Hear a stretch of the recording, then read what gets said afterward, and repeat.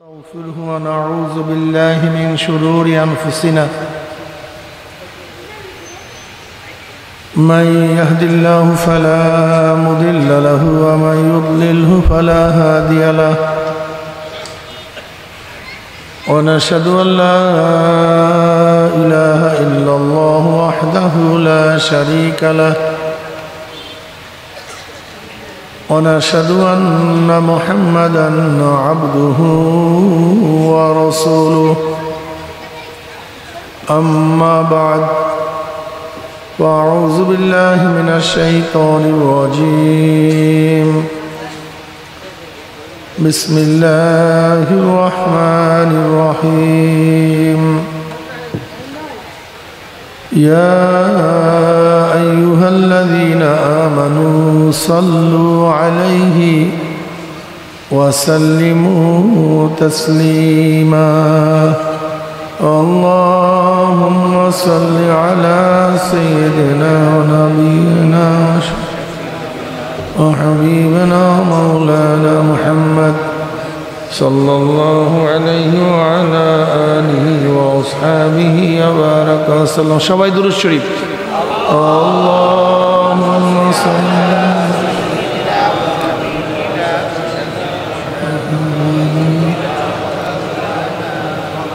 صلى الله عليه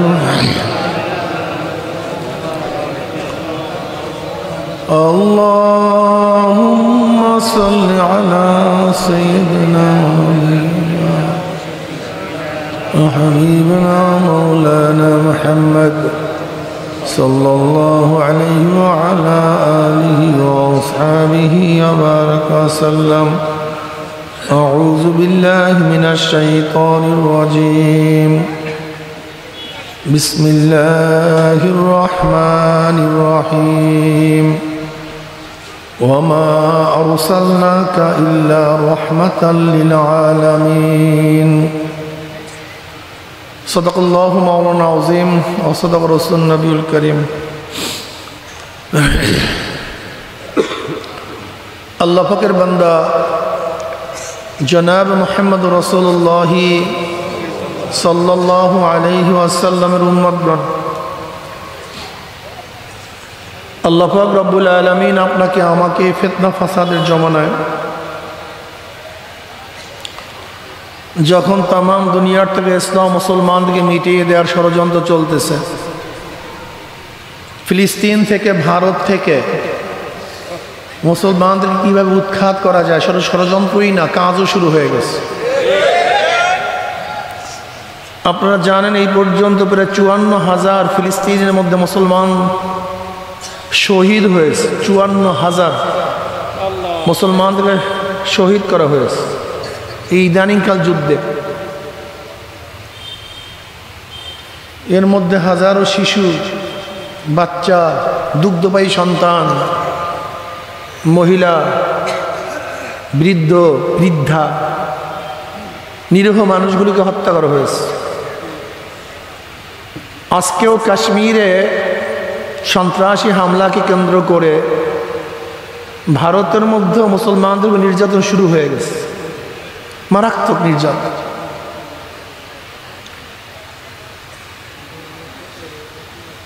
আমাদেরও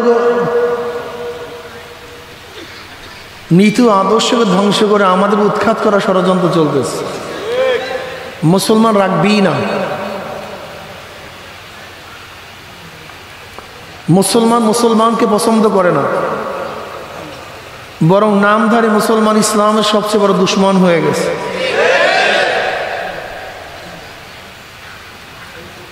যে জমানায় আংশিক দিন পালন করে পরিপূর্ণ দিন পালন করার ঢেকুর তুলে, যেই জমানায় মানুষ আখিরাতকে প্রাধান্য দেয় না, দুনিয়াকে প্রাধান্য দেয়, আখিরাতের আমলকে গুরুত্বহীন মনে করে, দুনিয়ার কাজকে গুরুত্বপূর্ণ মনে করে, এমনকি যারা আখিরাতের কাজ করে এদেরকে বেয়াকুব মনে করে, বোকা মনে করে, আর যারা দুনিয়ার কাজ করে তাদেরকে বুদ্ধিমান মনে করে, জ্ঞানী মনে করে। সেই মুহূর্তে আল্লাহ পাক রব্বুল আলামিন আপনাকে আমাকে কোরআন ও হাদিসের মজলিস, আলেম ওলামা মোমেন মুত্তাকিন জাকিরিন শাকিরিনদের গুরুত্বপূর্ণ এক দামি মাজলিসে আসার বসার বলা শোনার তৌফিক আল্লাহ পাক দান করছেন। শুকরিয়া দান সবাই বলে আলহামদুলিল্লাহ।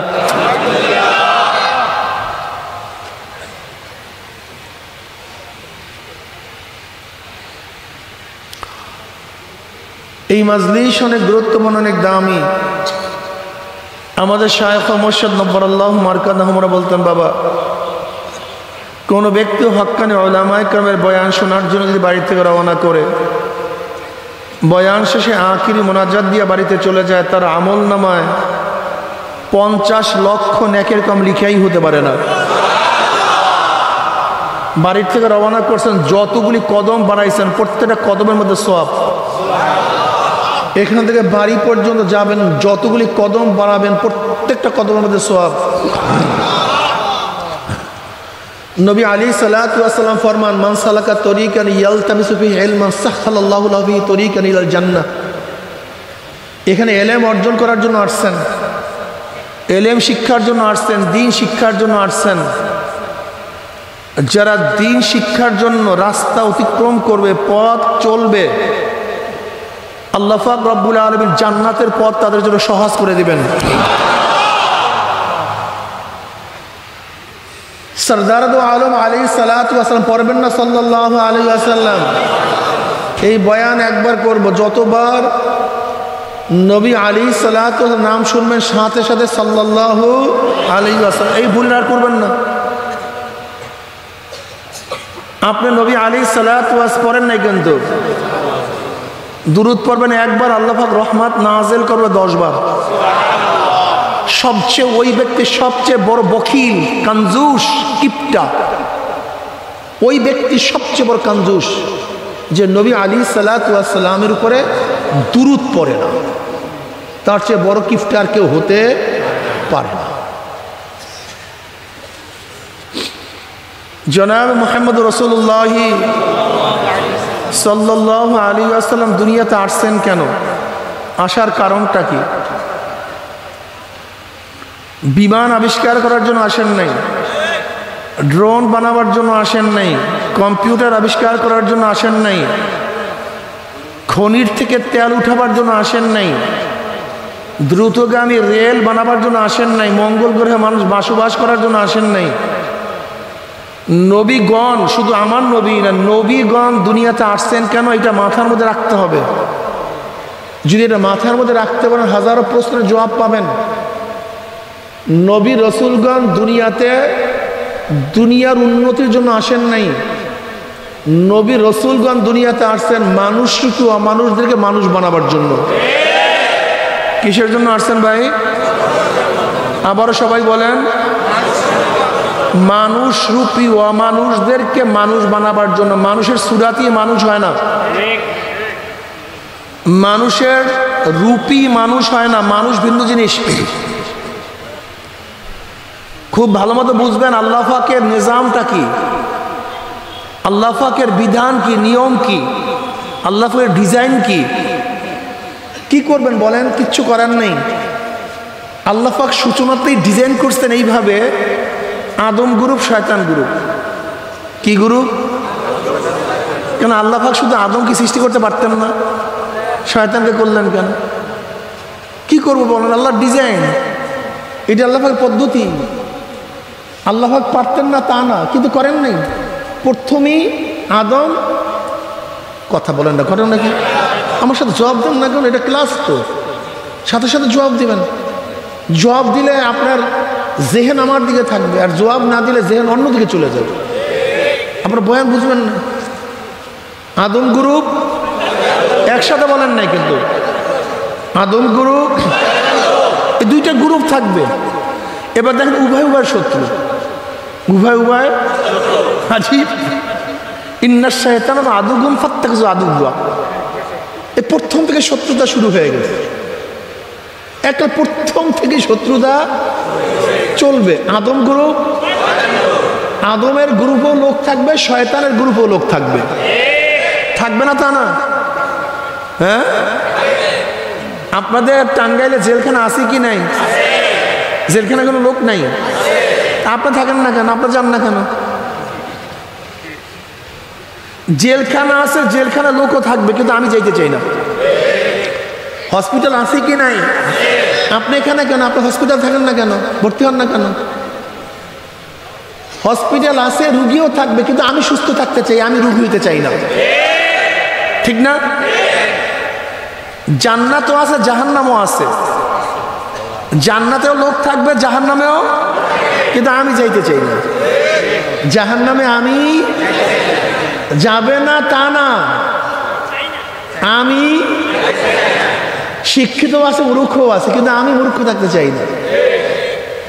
মনে রাখবেন, খুব ভালো মতো বুঝবেন, বালাখানায় উঠতে গেলে সাধনার দরকার, জেলখানায় যেতে সাধনার দরকার হয় না। বালাখানায় উঠতে সাধনার দরকার, জেলখানায় যাইতে সাধনার দরকার হয় না। শিক্ষিত হইলেও সাধনার দরকার, মূর্খ হইতে সাধনার প্রয়োজন। ফসল ফলাতে সাধনার প্রয়োজন, জঙ্গল ফলাতে সাধনার প্রয়োজন হয় না। জান্নাতে যাওয়ার জন্য সাধনা লাগবে, জাহান্নামে যাওয়ার জন্য সাধনার দরকার হয় না। জাহান্নামে যাইতে চান? রাগ হয়েছে আপনার, মাথার মধ্যে একটা বাড়ি দিয়ে দেন। রাগ উঠছে, মাথার মধ্যে একটা বাড়ি দিয়ে দেন। Police, CID, DB, NSI, RAB, 14 গোষ্ঠী আপনার পিছনে লাগছে। কোথায় আপনি আছেন? ওই বেটারা সরকারি পয়সার গাড়ি খরচ করে, সময় ব্যয় করে, বেতন নিয়ে আপনাকে খুঁজা ধইরা তারপরে জেলে ঢুকিয়ে দেন, কোনো টেনশন নেই, খালি একটা বাড়ি দিয়ে দেন। কিন্তু বালাখানায় উঠবেন, সাধনা করতে করতে করতে করতে জীবন শেষ হয়ে যাবে, তারপরে যদি উঠতে পারেন। 2 পায়ে রাস্তায় হাঁটতে সাধনার দরকার হয় না, কিন্তু 5 গাড়ি কিনি আসে না, চলতে সাধনার প্রয়োজন হয়। খোলা আকাশের নিচে থাকতে, মিশিরে ভিজতে, বর্ষায় ভিজতে আর রোদ্রে পড়তে সাধনার দরকার, কিন্তু এসি বাড়ির মধ্যে ঘুমাইতে সাধনার প্রয়োজন হয়। বস্ত্রহীন থাকতে সাধনার প্রয়োজন হয় না, কিন্তু দামি বস্ত্র পরতে সাধনার প্রয়োজন হয়। বুঝাতে পারিনি। জান্নাতে যাইতে কি লাগবে, আর জাহান্নামে যাইতে বাস বয়ান হয়ে গেছে। জাহান্নামে যাওয়ার জন্য সাধনার প্রয়োজন নাই, কিন্তু জান্নাতে যাবা আর বিনা সাধনায় হবে না। গোলা ভরা ফসল পাবার সাধনা করবা না, তুমি বিলের মধ্যে নামবা না, কাদা বর্ষা উপেক্ষা করবা না, কষ্ট সাধনা করবা না, মাথার ঘাম পায়ে ঝরাবা না, আর তুমি গোলা ভরা ধান পাবা, বাদ। এটা হয় না, এটা হবে না। তুমি রাত্র উজাগার করবা না, পড়াশোনা করবা না, আড্ডা মারবা, গল্প করবা, আর ভালো রেজাল্ট করবা, এটা হবে না, এটা হবে না। গ্রুপ 2টা, একটা হলো আদমের গ্রুপ, আর একটা হলো শয়তানের গ্রুপ। লোক থাকবে কি থাকবে না? আমি থাকতে চাই না ভাই, আমি থাকতে চাই, আমরা কেউ থাকতে চাই না। যদি থাকেন ওর সাথে জাহান্নামে থাকবেন। এই শয়তানের গ্রুপ লোকদেরকে আদমের গ্রুপ বানাবার জন্য, এই জাহান্নামের লোকদেরকে জান্নাতি বানাবার জন্য নবী রাসূলগণ দুনিয়াতে আসছেন। এক কথায় মানুষ রূপী অমানুষদেরকে মানুষ বানাবার জন্য। যেমন ওমর ইবনে খাত্তাব রাদিয়াল্লাহু তাআলা আনহু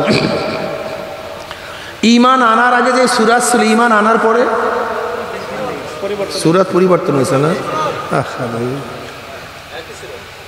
দেখেন তো, ওমর ইবনে খাত্তাব ঈমান আনার আগে চক্ষু কয়টা ছিল?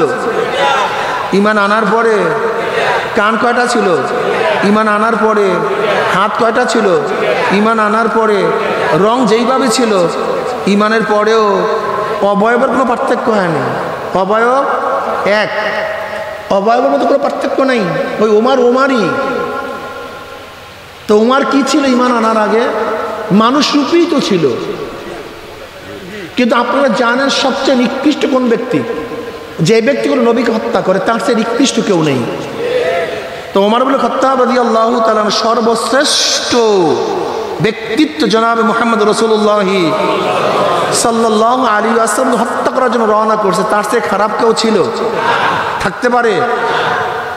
কিন্তু ঈমান আনার পরে বলেন তো, ঈমান আনার পরে কি অবস্থা হইল? সেই ওমর তো ওমরই, ওই একই ওমরকে দেখতেছি, কিন্তু ওমরের মধ্যে কি হইল, কি পরিবর্তন হইল যে ওমরের কথা এখন বাতাসে শুনে, ওমরের কথা এখন পানিতে শুনে, ওমরের কথা এখন মাটিতে শুনে। ঘটনাটা কি? মাশাআল্লাহ, মনে রাখতে হবে ওমর আগের মতোই ছিল। ওমর ইবনে খাত্তাব রাদিয়াল্লাহু তাআলা আনহু তিনি মদিনার মধ্যে খুতবা দিতেছিলেন। সারিয়া রাদিয়াল্লাহু তাআলা সিরিয়া যুদ্ধ করতেছিলেন। মদিনার থেকে হুকুম করতেছেন, ইয়া সারিয়াতুল জাবাল, এ সারিয়া পাহাড়ের দিকে তাকাও, কোথায় সিরিয়া আর কোথায় মদিনা। এই ঘটনা আপনারা অনেকেই জানেন। সারিয়া রাদিয়াল্লাহু তাআলা বেঈমানদের সাথে যুদ্ধ করতেছিলেন। হঠাৎ ওমর ইবনে খাত্তাব রাদিয়াল্লাহু আওয়াজ পাইলেন, ইয়া সারিয়াতুল জাবাল। সারিয়া রাদিয়াল্লাহু চিন্তা করলেন, কিসের আওয়াজ, কোথায় মদিনা আর কোথায় আমি, ভুল শুনলাম কিনা। বাস আবারও যুদ্ধ শুরু করলেন। কিছুক্ষণ পর আবার বলি, ইয়া সারিয়াতুল জাবাল। আবার হকসক, কি ঘটনা, কি কিসের আওয়াজ, আমিরুল মুমিনের আওয়াজ, সে তো মদিনায়। আবারও তৃতীয়বার, ইয়া সারিয়াতুল জাবাল, আই উনজুরিল আল জাবাল, সারিয়া পাহাড়ের দিকে তাকাও। সারিয়া রাদিয়াল্লাহু তাআলা একবার শূন্য পাঠালেন, দেখো তো পাহাড়ের ওদিকে কি। পাহাড়ের উপরে উঠে দেখেন ওই দিক থেকে, পিছনের দিক থেকে কাফেররা তাদের উপর আক্রমণ করার জন্য প্রস্তুতি নিচ্ছে। মুসলমানরা দেখে বলে তাদের আক্রমণ করছে, ধ্বংস করছে। ওইদিকে উপস্থিত মুসল্লিরা তারাও চিন্তা করতেছে, উমর ইবনে খাত্তাব কেন ইয়া সারিয়াতুল জাবাল বারবার বলতেছে। তারাও আশ্চর্য, সারিয়া রাদিয়াল্লাহু আশ্চর্য। বিজয় ভেসে যখন মদিনায় সারিয়া রাদিয়াল্লাহু ফিরলেন, মদিনার লোকগুলি সামনে বাড়ছেন, বলছে, ভাই সারিয়া, শুক্রবার দিন অমুক সময় আমিরুল মুমিনিনের কোনো শব্দ শুনছো তুমি? সে বলে, ভাই আশ্চর্য, হ্যাঁ। বলে কি? বলে, আমি তো যুদ্ধ করতেছিলাম। আমিরুল মুমিনে বলে, সারিয়া পাহাড়ের দিকে তাকাও। আমি ভ্রুক্ষেপ করলাম না, আবার দ্বিতীয়বার আওয়াজ, আমি ভ্রুক্ষেপ করলাম না, আবার তৃতীয়বার আওয়াজ, আমি পাহাড়ের দিকে শূন্য প্রেরণ করলাম। আল্লাহর কসম, ওই সময় যদি আমিরুল মুমিনের আওয়াজ না পাইতাম তো একজন মুসলমান ফিরতে পারতাম না। কি বুঝলেন? উমর আওয়াজ দেয় মদিনায়, আওয়াজ পৌঁছে কোথায়? কি পরিবর্তন হলো? উমর এত দামি কেন হলেন? এই অমানুষ ছিলেন উমর, কিন্তু ইসলাম গ্রহণ করবো ওমর ইবনে খাত্তাব রাদিয়াল্লাহু অবস্থাটা কেমন হয়েছে? উমরের অনুকূলে কোরআনের বহুত আয়াত নাজিল হয়ে গেছে। আপনারা জানেন, গাউস, কুতুব, ওলি, মুহাদ্দিস, মুফতি সবচেয়ে দামি নবী, এর চেয়ে দামি কেউ নেই। বুখারীর মধ্যে রওয়ায়াত আছে, নবী আলাইহিস সালাতু কি বলছেন? আমার পরে কেউ নবী হলো ওমর নবী হয়ে যেত। অথচ ওমর তো সেই আগের মতোই লম্বা, সেই আগের মতোই চেহারা, সে ওমর তো আগের মতোই, যদি এমন কি পরিবর্তন হলো? কি পরিবর্তন আপনি চিন্তা করতে পারছেন? চেহারার পরিবর্তন হয়নি, অবয়বের পরিবর্তন হয়নি, পরিবর্তন হয়েছে কলবের। জোরে বলেন কি? ওমর আগে ছিল যা, এখন মানুষ হয়ে গেছে, দামি হয়ে গেছে। দাহিয়াতুল কলবি রাদিয়াল্লাহু তাআলা আনহু, দাহিয়াতুল কলবি রাদিয়াল্লাহু তাআলা দ্বিতীয়বার মোবাইল ধরবে না, খবরদার। দাহিয়াতুল কলবি রাদিয়াল্লাহু না, দাহিয়াতুল কলবি রাদিয়াল্লাহু তাআলা আনহু আরবের মধ্যে অনেক সুন্দর ছিলেন, এত মারাত্মক চেহারাওয়ালা ছিলেন যে রাস্তা হাঁটতে পারতেন না মেয়েদের ফিতনার জন্য, মেয়েদের ফিতনার ভয়। এত সুন্দর ছিলেন উনি, যখন রাস্তা দিয়ে হাঁটতেন মেয়েরা সামনে এসে পড়তো। এত আকর্ষণীয়, ইউসুফ আলাইহিস সালাতু ওয়াস সালামের সেরকম চেহারা, মেয়েরা দেখলেই পাগল হয়ে যেত। রুমাল মাথায় দিয়ে হাঁটতেন দাহিয়াতুল কলবি রাদিয়াল্লাহু তাআলা আনহু। আবার মাইকলা বাড়ানো শুরু করছে। এই ফিতনাগুলি কোথার থেকে আসে? মাইক তো ঠিকই ছিল, বাহিরে মাইক কমায়া দেন। কোথার থেকে এগুলি আসে আল্লাহর বান্দা? আবারও বাড়াইছে, কি সুন্দর চলতেছিল। সুবহানাল্লাহ। কমান, কমাইছেন, আরো কমান, কমান না, বাড়াবার দরকার নেই, ঠিকই তো আছে। সুবহানাল্লাহ, সুবহানাল্লাহ। ভাই আপনি ওখান থেকে ওঠেন, ওঠেন ভাইগুলো ওঠেন, যান আর বাড়াইবেন না, যান। কত ডিস্টার্ব করছে বৈশা এই ব্যক্তি, কত সমস্যা করলো। দুরূদ শরীফ আল্লাহুম্মা সাল্লি আলা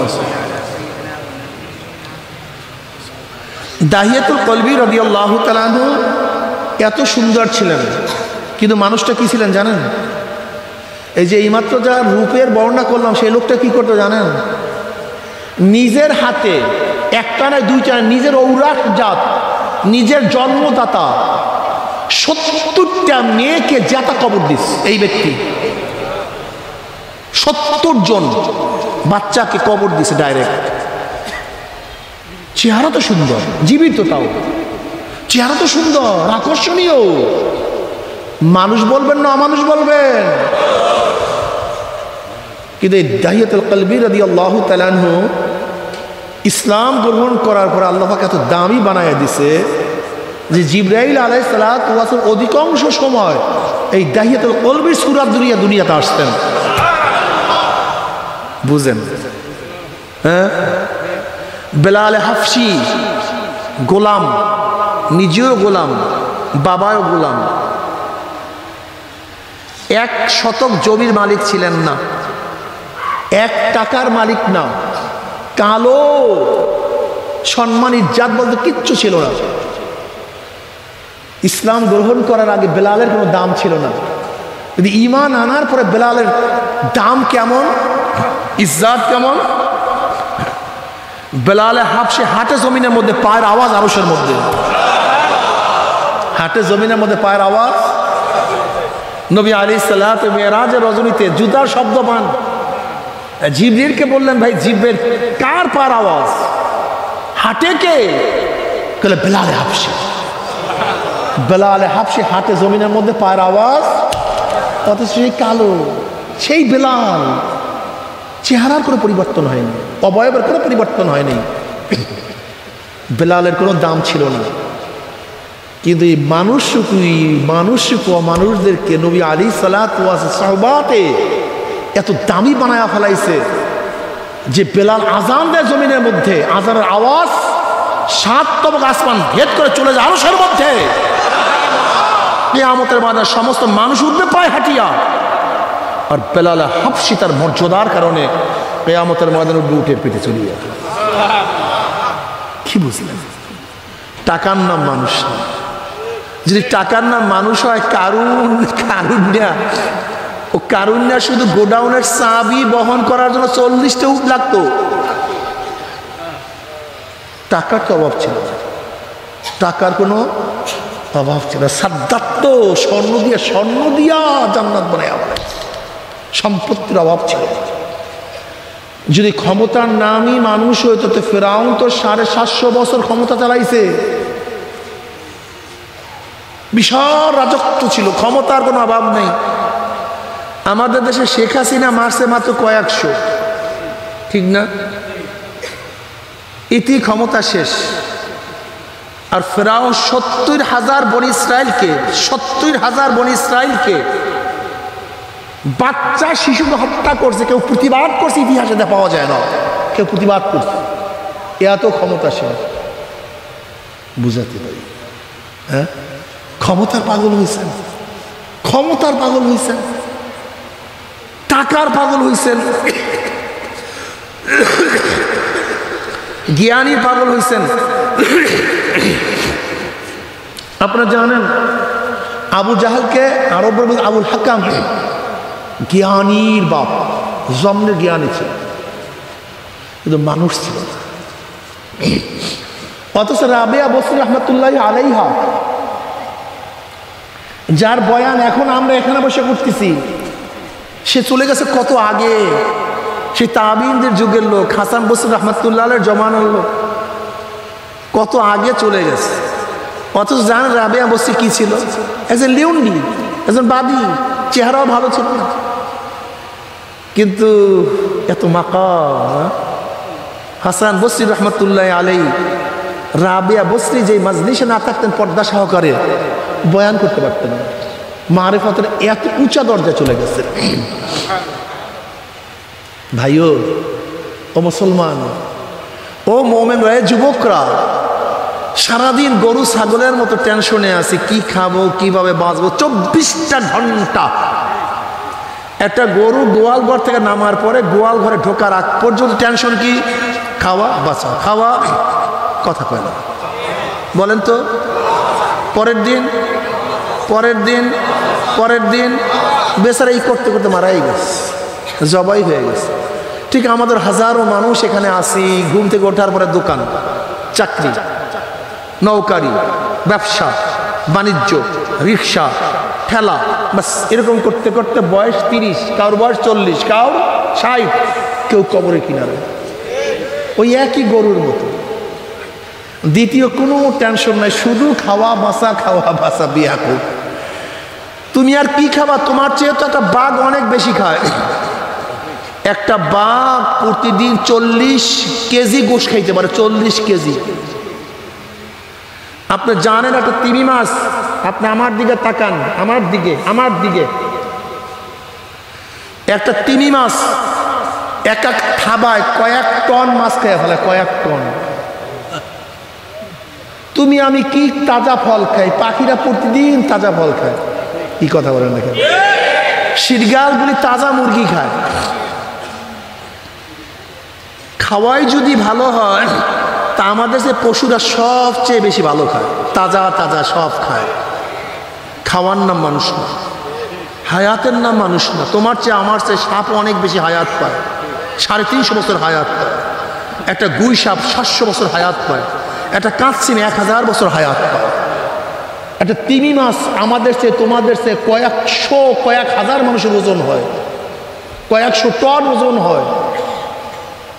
এর নাম মানুষ না।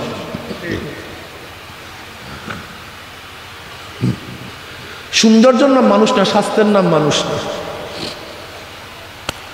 কলব, এই কলব যার ভালো, ইন্না ফিল জাসাদি মুদগা ইজা সালাহাত সালাহাল জাসাদু কুল্লু ওয়া ইজা ফাসাদাত ফাসাদাল জাসাদু কুল্লু আলা ওয়াহিয়াল কলব।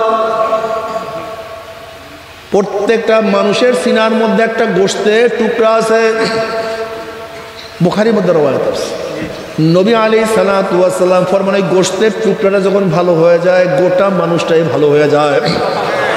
যেরকম ওমরের গোশতের টুকরাটা ভালো হওয়ার কারণে ওমরের অনুকূলে কোরআনের বহুত আয়াত নাজিল হয়ে গেছে।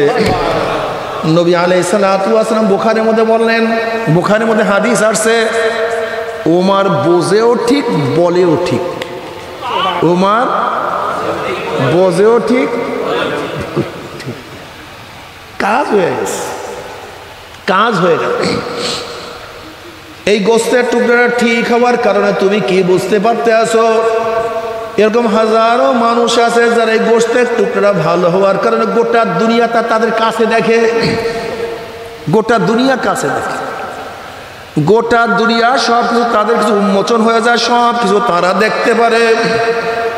এই কলবটা যখন ভালো হয়ে যায় তখন মানুষটি এত দামি হয়ে যায়। ওয়ালাকাদ কাররামনা বানি আদম, আমার মাওলা পাক রব্বুল আলামিন বনি আদম এত সম্মানিত, এত ইজ্জতওয়ালা বানায়া দিছে, ফেরেশতারা যেখানে ঢুকতে পারে না, ফেরেশতারা যেখানে যেতে পারে না, এই বনি আদম সেখানে চলিয়া যাইতে পারে। বরং ফেরেশতাদেরকে আমার মাওলা পাক রব্বুল আলামিন বনি আদমের খাদেম বানায়া দেয়। এই কলব যখন মানুষের ভালো হয়ে যায়, মানুষটা এত ভালো হয়ে যায়, এই মানুষটা এত দামি হয়ে যায়, এমনকি অনেক মানুষকে আমার মাওলা এত ফজিলাত দান করছে, তাদের শরীর পর্যন্ত মাটিতে খায় না। তুমি কি দেখো নাই ঘুঘু মুন্সি, যার নাম বসিরউদ্দিন মুন্সি, কুড়িগ্রাম, যদি ইমানের মধ্যে ত্রুটি থেকে যাও দেখো, সমস্ত পত্রিকায় ঘটনা আসছে। বসিরউদ্দিন বুসরি রহমাতুল্লাহ আলাইহি চরমনের একজন মুজাহিদ, তার নাম মানুষের বলতে ঘুঘু মুন্সি। আসলে তার নাম বসিরউদ্দিন মুন্সি, সে তো ঘুঘু মুন্সি না, কিন্তু ঘুঘু যেরকম সারাদিন ঘু ঘু করতে থাকে, ঠিক বসিরউদ্দিন মুন্সি সারাদিন মাওলার জিকিরের মধ্যে লিপ্ত থাকতো। সারাদিন ডাকতো আল্লাহ, হাঁটতো আর ডাকতো আল্লাহ, লা ইলাহা ইল্লাল্লাহ, হাঁটতে চলতে মাওলার জিকির করতো। গুগুর মতো